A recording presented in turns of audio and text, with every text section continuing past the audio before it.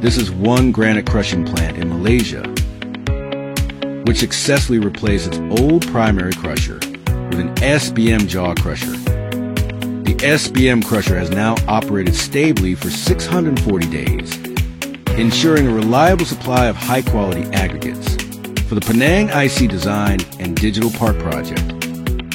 The SBM jaw crusher has become essential to our operations, said the plant manager. It's easy to maintain and significantly reduces downtime. Moreover, SBM's local service is both efficient and user-friendly. With 15 years of experience in Malaysia, SBM has successfully built numerous aggregate crushing plants and metal ore processing plants for customers. SBM looks forward to cooperating with more partners in the future.